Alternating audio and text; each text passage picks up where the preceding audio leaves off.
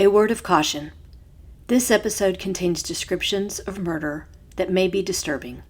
Listener discretion is advised for anyone under the age of 13. A young woman moves to the Grand Strand to pursue a career in the entertainment industry and is brutally murdered just a few months later. In 2013, another woman goes missing after being involved in a dangerous love triangle with an older married man, but her whereabouts remain unknown. A long-running mystery of what happened to a mother and her young daughter from Carolina Beach dates back to the early 1940s. And what happened to an 8-year-old who disappeared from Oak Island? Was she the victim of a kidnapping or an accidental drowning? There is much to love about North and South Carolina, but the two states have also had their fair share of violent and senseless crimes over the years. From murders on the Blue Ridge Parkway, in the heart of big cities or sleepy college towns, and along the coastal waters, some of these stories may be new to you. Some may have happened in your town. Some may involve people that are still missing to this day. But all will leave you remembering to always be vigilant about the people you meet and the places you go. I'm Renee Robertson. Please join me for Missing in the Carolinas. Episode 59. Coastal Mysteries and Murder in Myrtle Beach. The murder of New Jersey native Heather Stigliano has been featured in at least 2 different crime shows that focus on physical evidence collection. Forensic Files covered the story in 2008 in the episode titled Pressed for Crime, and Secrets of the Morgue aired The Beast and the Beauty in February of 2019. Each show discussed the brutal murder of the young woman out of Myrtle Beach, South Carolina, and the copious amounts of physical evidence left behind at the scene that helped investigators quickly narrow in and arrest a suspect. 19-year-old Heather Stigliano was originally from New Jersey, but after high school, she wanted to pursue her dream of becoming an actress and a singer. Myrtle Beach, South Carolina appealed to her because of its location along the Atlantic Ocean, with its variety of entertainment venues. If you've never been to Myrtle Beach, you could take in a dinner theater or show every night of your stay if you wanted to, with shows paying tribute to people like Garth Brooks, Alabama, the Oak Ridge Boys, Motown, the Pirates' Voyage Dinner and Show, and much more. Her family said she loved the energy of the city. Heather moved to Myrtle Beach in the fall of 1991, rented a small apartment near the beach, and took a job waitressing while she searched for opportunities involving singing and acting. According to the Forensic Files episode, within a few months of moving, Heather was homesick and disappointed in her lack of finding progress getting work at a venue, and wanted her mother to make a visit. But before that could happen, Heather stopped communicating with her family. They grew so concerned that they called the Myrtle Beach Police Department and asked that they do a wellness check on the young woman. What the police found on November 4th, 1991 was shocking. Heather was found deceased, and investigators could tell she had been assaulted in a number of ways, including a beating and a stabbing. During her autopsy, the forensic pathologist made note of at least 40 different injuries, including significant blunt force injuries. The killer had also stuffed a rag down her throat. She had been stabbed after she died in a case of overkill. There was no evidence of sexual assault. She had been deceased for at least a week before she was discovered. Clues found in the apartment included several unidentifiable pieces of broken plastic next to Heather's body and fingerprints that did not belong to her. There were also bloody shoe prints from a size 11 athletic shoe on the t-shirt Heather was wearing. The killer had placed a pillow underneath Heather's head. In the midst of all the physical evidence, it was apparent robbery had been the motive for murder. Heather's wallet, a 35mm camera, TV, and car were all missing from the apartment. Investigators quickly narrowed down a list of possible suspects. First was a boyfriend, a military pilot from Pope Air Force Base in North Carolina that Heather had recently broken up with. But he had been deployed in Saudi Arabia during the time Heather was murdered. Next was another Air Force pilot Heather believed had sexually assaulted her at a party. She told her mother she had been heavily intoxicated when the alleged rape occurred, and the man was married. She had not notified the authorities about the possible assault, but when they questioned him, he willingly provided his fingerprints, which didn't match those found at the crime scene. There was another male friend who had recently stayed at Heather's apartment while in town on business, but he had an alibi for the time of the murder. The police were growing frustrated with the dwindling leads when they received a promising tip from an antiques dealer in Pawleys Island, South Carolina. The dealer, who had seen a news report on Heather's murder on TV, along with items missing from her apartment, said a man had come into the shop wanting to sell a 35mm camera. The dealer recognized the camera from the news and refused to purchase it. The man grew aggravated and left the store. The dealer then wrote down the license plate of the man's car, a brown 1980 Chevy Monza. When he called the police in Myrtle Beach, they realized the car was the one that had gone missing from Heather's apartment and that the murder suspect was probably driving it. The antiques dealer described the man as a Caucasian male in his mid-30s with dark hair. The police put together a composite sketch of the suspect, and soon, employees from a construction company in Myrtle Beach reached out to say they believed the man in the sketch was 38-year-old James Bernard Whipple. He had stopped going to work shortly after Heather's death. Whipple had a record of burglary, grand larceny, unauthorized use of a vehicle, petty theft, a DUI, and resisting arrest. He had last lived in Florida. On November 14, 1991, a Melbourne, Florida police officer stopped a suspicious vehicle on a local roadway. While checking the license plate, he realized the car had been stolen from South Carolina. The driver identified himself as James Bernard Whipple.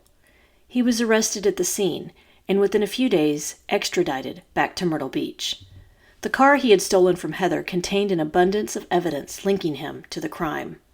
There was a serrated knife that matched the wounds on Heather, a broken clothes iron that matched the pieces of plastic from the crime scene, bloody clothing, and a pair of men's sneakers that matched the footprints on Heather's clothing. Whipple quickly confessed to the crime, admitting he was addicted to crack cocaine. He knew Heather through a mutual friend, and because she worked at a restaurant, assumed she would have a large amount of cash at her apartment. He pretended to be looking for their friend and knocked on her door, where she willingly let him in to give him the friend's phone number. Then, without provocation, he attacked Heather, striking her with the clothes iron that was nearby and then stabbing her with the knife before robbing her. He said he then returned the next day to try and clean up the crime scene. That's when he placed the pillow underneath Heather's head. Members of Whipple's family said his drug addiction and anger management issues had resulted in the loss of his marriage and everything he had owned. His trial started in 1994, and on February 15th, a jury found James Whipple guilty of the rape and murder of Heather Stigliano. They deliberated for only 3.5 hours. He was sentenced to death for the crime. I want to pause here and say I was confused when I read the news reports of the verdict because the autopsy report had determined Heather had not been sexually assaulted. It sounds like the jury in the original case were unclear on that detail. And in 2003, James Whipple's death sentence was commuted to life without parole. A judge at a post-conviction hearing determined that Whipple had not raped Heather, and rape was the aggravating factor used to justify the death penalty at his original sentencing. To Heather Stigliano's family, Whipple said, "I deserve the punishment I get, and I feel horrible for what I've done. I'm sorry for all the pain I've caused you and your family." I also wanted to mention another case from Myrtle Beach involving a young woman named Heather. Because the disappearance of Heather Elvis has been covered on multiple true crime documentaries and podcasts, I'll be brief. But if you want to learn more, I will include a list of additional resources on the page for this episode on my website at missinginthecarolinas.com. Here's an overview. In 2013, 20-year-old Heather Elvis was working at a restaurant called the Tilted Kilt in Myrtle Beach when she met a man named Sidney Moorer, who was 17 years her senior. The two began an affair, and when Sidney's wife Tammy, who was 41 at the time, found out about it, she was livid. In October of that year, she confronted the two after finding text messages between them, and also began a retaliation campaign against Heather, accusing her of stalking. Co-workers at the restaurant where they worked suspected Heather might have been pregnant, but she was moving on from Sydney and agreed to go on a date with someone else on the night of December 17, 2013. The man dropped her off at her apartment around 2 a.m. She then called her roommate, who was out of town that weekend, to discuss how the date went. On December 19th, police found Heather's car at the Peachtree boat landing nearby. The doors were locked, so they notified Heather's father, who had the car registered in his name. Heather was nowhere to be found, nor were her purse or other belongings. In the following weeks, a social media campaign shared the news of the missing young woman. Community members donated funds for a reward for information and formed search parties to help look for Heather. The searches turned up no new leads. Early on, the authorities zeroed in on Sidney Moore and his wife Tammy. They determined Sidney had placed a call to Heather from a payphone in the early morning hours when she went missing, likely asking her to meet him at the boat ramp. He was filmed at a local Walmart that night buying a home pregnancy test. Other video surveillance showed a truck that appeared to be his heading to the scene at the same time. The Moores thoroughly detailed and cleaned the truck at their home in the days following Heather's disappearance.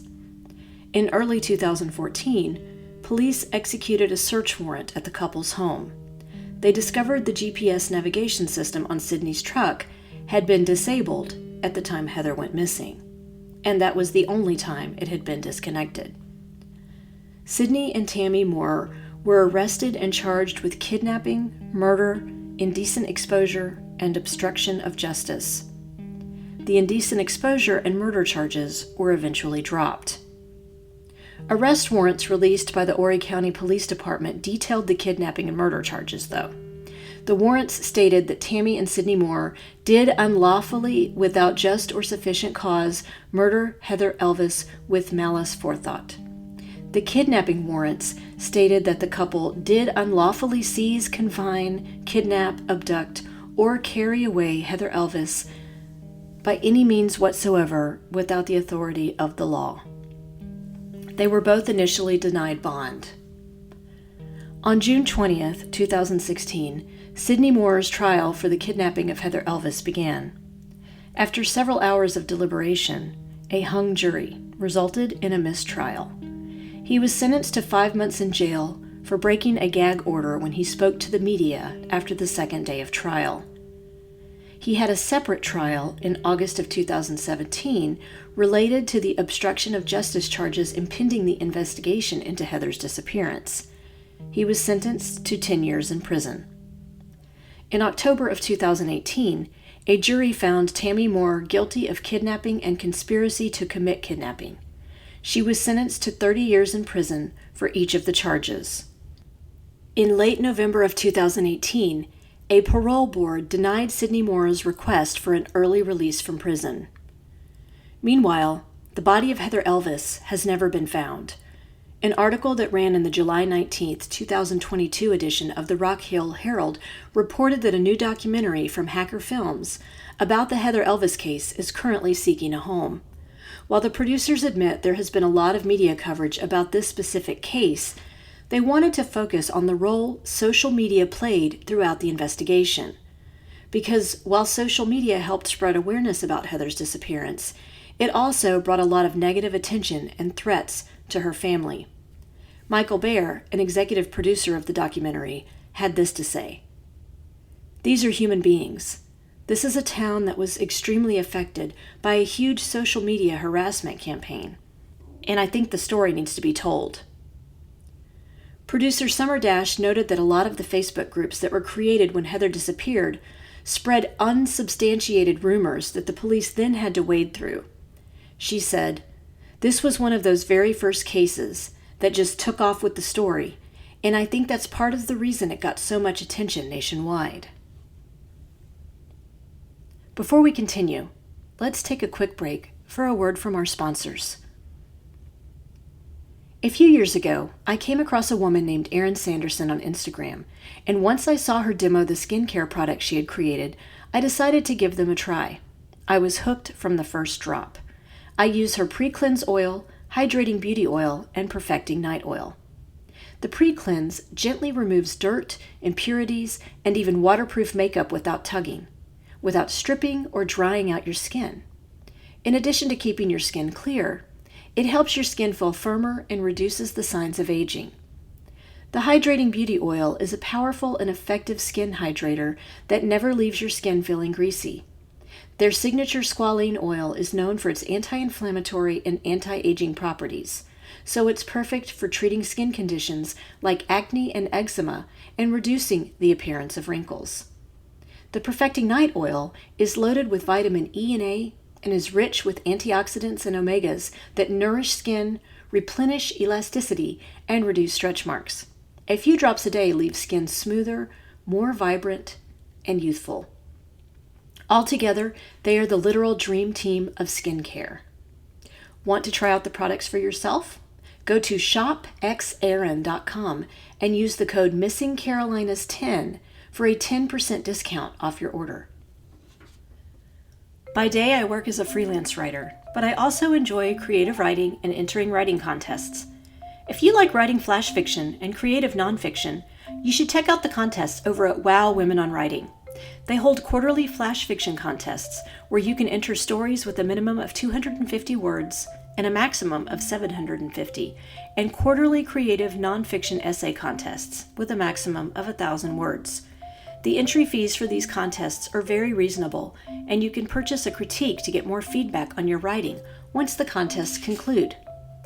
Enter for your chance to win a variety of prizes, from cash prizes to prizes donated by WOW partners that will help you improve your writing game, and the winners are published and interviewed on the site. The deadline for the next flash fiction contest is May 30th.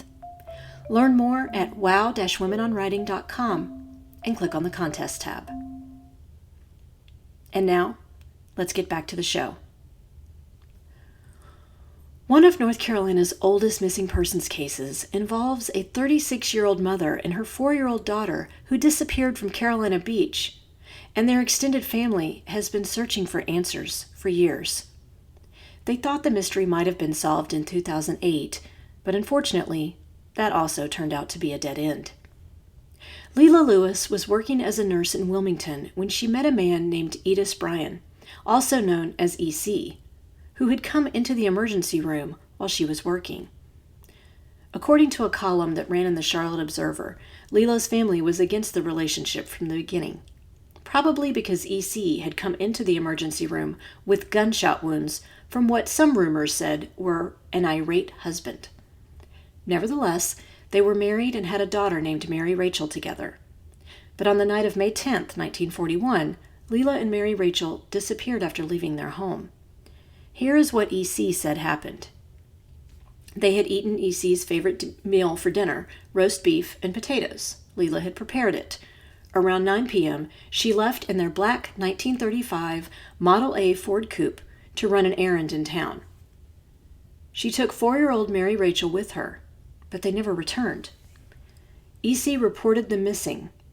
Police began an extensive search in New Hanover County with a private plane, and they also dredged up inlets in the Cape Fear River. Police suspected EC was behind the disappearance of his wife and daughter. On the day they went missing, he was building wooden forms that could hold concrete that were to become a new bedroom and bathroom addition on their house. Leila's family suspected that she and Mary Rachel had been buried beneath the home. Because there was no concrete evidence linking him to it, police could not get a search warrant for the property. The mother and daughter were declared legally dead in 1948. Their car was never located. EC remarried, moved to Florida, spent time working in real estate, and then passed away in the late 1970s. An article that ran in the Charlotte Observer back in 2008 stated that the police had heard a false confession a few decades ago, but the bones they found were not tied to Leila or Mary Rachel. In 1971, Leila Bryan's nephew, Lewis Smith, the son of her sister Bessie, took on the role of advocating for his aunt and cousin. What he hoped to do was find someone who would be willing to use a ground-penetrating radar at the former home of the Bryans on Raleigh Avenue in Carolina Beach. But the cost deterred him. In 2008, Ron Croson of GeoSolutions in Raleigh volunteered his time and equipment to the cause. A sweep of the ground underneath the house revealed 3 different suspicious places, one under the living room, kitchen, and under a bedroom. They appeared to be beneath a 4-inch slab of concrete and 24 to 30 inches below the surface. Croson said those irregularities could have been anything from construction debris beneath the home to layers of soil shifting from the sand. To explore further, they would have to remove floor tile in the home and cut into the concrete. The homeowner at the time, a man named Ken Florence, said he would be willing to let investigators explore further underneath the home. He recognized Carolina Beach residents had all grown up hearing the story of Leila and Mary Rachel's mysterious disappearance and wanted to help the family find answers. According to information found on the Charlie Project website, a few months after the radar scan, investigators did cut away pieces from the home's basement and dig underneath in search of human remains, but nothing was found, and the home was ruled out as a burial site. At the time they went missing, Leila stood 5 feet 7 or 5 feet 8 inches tall and weighed around 120 pounds. She was a Caucasian female with black hair and gray eyes. She was reportedly wearing a summer print house dress, brown and white shoes, a green turban, and possibly a sweater. Rachel was a Caucasian female with brown hair and brown eyes. She stood 3 feet tall and weighed around 40 pounds. Her birth date was May 10, 1941. Anyone with information on this case should contact the North Carolina State Bureau of Investigation at 910-486-1262. And finally, I want to talk about a little girl named Gloria Kim Smith who went missing in 1988 and has never been found. I had never heard of this case before, but saw it mentioned in a Wilmington Star News article titled, "At least 24 missing persons cases remain open in Cape Fear region." On June 25, 1988, 8-year-old Fayetteville resident Gloria Kim Smith was visiting Long Beach with her uncle Ki Chul Kim. They made the trip to meet up with other family members so they could go fishing. She was last seen playing on the beach at the Kings Lynn area. Her 18-year-old female cousin was watching Gloria, but fell asleep on the beach. When she woke up around 30 minutes later, Gloria was nowhere to be found. Boats and a helicopter scanned the beach looking for the young girl that day, and the next day, more than 200 volunteers, firefighters, rescue workers, and police officers searched the area for Gloria, but turned up no leads. Police began to wonder if they weren't looking for a drowning victim, but rather one of a kidnapping. In July of 1988, the Charlotte Observer reported that a psychic from New Orleans had volunteered his services to assist in finding Gloria. Police took him to the site where she disappeared, and he said to them, "I feel the child is still alive." He then asked to sit alone in the spot on the beach and meditate. This psychic had been recommended by a police sergeant from New Orleans, who told the local newspaper that he felt the psychic was authentic. However, based on the fact that Gloria was never located, the psychic, who said he believed his gifts were God-given and that he considered himself the next step down from a prophet, was unable to provide details as to her possible whereabouts. The last newspaper article in 1988 I could find about Gloria ran in the News and Observer on November 9th. The Associated Press ran a Wire article that interviewed Gloria's adoptive father, Lloyd Smith, who owned a diner in Fayetteville at the time. He said because Gloria couldn't swim, the family believed at first she had drowned. But after watching the shoreline get dragged for 3 or 4 days, with no sign of his daughter, or any of her clothing, he had second thoughts. The police detective assigned to the case at the time agreed. "My personal opinion is yes, she's alive," Detective Dan Holland told the press. "I haven't found a body, and until I do find one, she'll be alive. The child could have drowned, but something should have turned up." However, a man named John Good, who worked on the case for the North Carolina Center for Missing Children, disagreed. He said, "She was last seen in water about shoulder deep in a fairly unsupervised area. We also determined that the current was such and the area was such that it would be very likely or possible that the body would not surface. There is a very good chance that she would have been carried out to sea." Gloria Kim Smith is half Korean and at the time of her disappearance stood around 4 feet tall and weighed 60 pounds. She had short brown hair and brown eyes. She was wearing a white tank top and dark blue shorts. Anyone with information on this case can call the Oak Island Police Department at 910-278-5595. This brings us to the conclusion of this episode of Missing in the Carolinas. If you enjoyed this episode, please do me a favor and give it a 5-star rating wherever you listen to your podcasts. If you'd also like to support the show in a small way, you can buy me a coffee over at buymeacoffee.com, Renee Robertson. I currently don't receive any compensation for this podcast, so every little bit helps me continue producing new content. We're also on Instagram, Facebook, and YouTube, so please like our pages and get started on a discussion of the missing people profiled on the show. Do you know of a missing persons case in North or South Carolina that you think should be covered? Email me at missinginthecarolinas@gmail.com with any details you can share. And don't forget to check out our sponsor, Wow Women on Writing, and the great programs and writing contests they have over there at wow-womenonwriting.com. Cover art for this podcast was designed by Macintosh Multimedia. All episodes are researched and written by me, Renee Robertson, with sound editing provided by Daniel Robertson. Thanks so much for listening.